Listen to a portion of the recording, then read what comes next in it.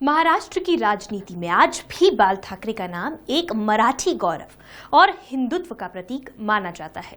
वो आज इस दुनिया में न होते हुए भी अपनी मौजूदगी का एहसास अपने समर्थकों के दिल में प्रभावशाली तरीके से कराते रहते हैं। शिव सैनिक आज भी उन्हें भगवान की तरह पूजते हैं। महाराष्ट्र के शेर कहे जाने वाले मराठी गौरव बाल ठाकरे के जन्मदिन पर आइए नजर डालते हैं उनके जीवन के कुछ खास पहलुओं पर। 23 जनवरी 1926 को जन्मे बाल ठाकरे ने अपने जीवन का सफर एक कार्टूनिस्ट के रूप में शुरू किया था। वे अंग्रेजी अखबारों के लिए कार्टून बनाते थे। उनके कार्टून काफी लोकप्रिय हुए थे। इसके बाद उन्होंने फ्री प्रेस जर्नल की नौकरी से त्यागपत्र दे दिया और 1960 में अपने भाई के साथ एक कार्टून साप्ताहिक मार्मिक की शुरुआत की। 1960 में वो साप्ताहिक अखबार निकालने लगे थे। इसी से शहर में प्रवासियों की बढ़ती संख्या को लेकर आवाज बुलंद हुई थी।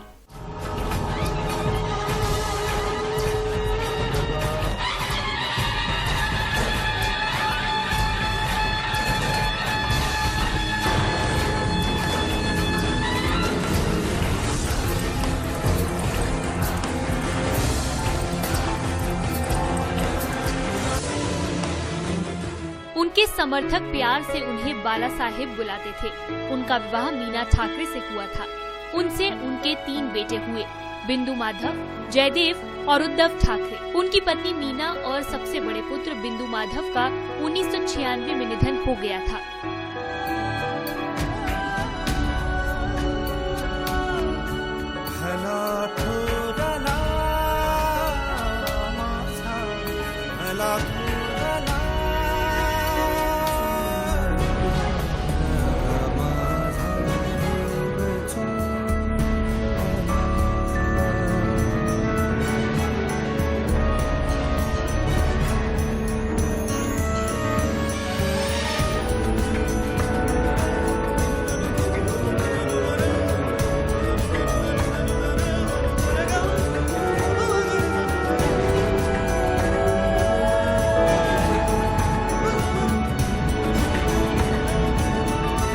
समाज से जुड़े मराठी मानुष ने 9 जून 1966 को शिवसेना पार्टी की स्थापना की। इसके बाद वो मराठियों के समूह के लिए एक मसीहा की तरह आगे आए। उन्होंने उनके जीवन यापन से जुड़ी चीजों और अधिकारों को दिलाने की मांग की। इस दौरान उन्हें काफी विरोध झेलना पड़ा।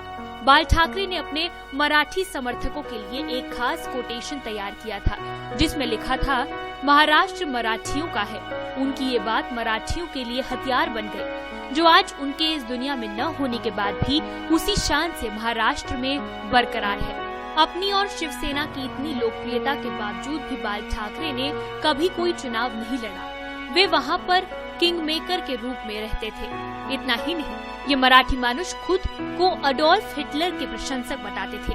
बाल ठाकरे के जोश और जज्बे का अंदाजा इसी से लगाया जा सकता है कि किसी खास त्योहार या रैलियों में उनके जोशीले भाषण सुनने लाखों की भीड़ उमड़ती थी। इतना ही नहीं, वे अपने आवाज मातोश्री की बालकनी में खड़े होकर अपने प्रशंसकों और समर्थकों को दर्शन दिया करते थे।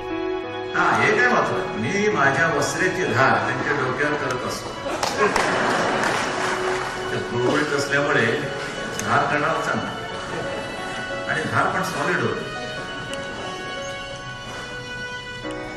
सगळं झालं, बाबरी मस्जिद झाली, दारवार झाले, सगळे झाले। बोलण्यावर असं काहीच राहिलं नाही। तरी पण ते खवचटपणे असे काही गोष्टी चाललेल्या असतात। 17 नवंबर 2012 को बाल ठाकरे ने अंतिम सांस ली। उनकी अंत्येष्टि ऐतिहासिक शिवाजी पार्क में की गई थी। उनकी अंतिम यात्रा में मानो पूरा महाराष्ट्र उमड़ पड़ा हो। 1920 में बाल गंगाधर तिलक के बाद सार्वजनिक स्थल पर ठाकरे की अंत्येष्टि हुई। आजादी के बाद सार्वजनिक स्थल पर अंतिम संस्कार किए जाने का ये पहला मौका था। Bureau report, D live news.